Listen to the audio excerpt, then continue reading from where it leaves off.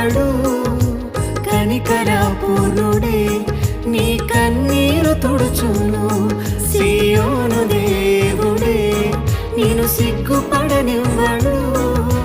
కనికరపూర్ణుడే నీ కన్నీరు తుడుచును. అసమానుడైన వాడు అవమానపరచడు నిన్ను.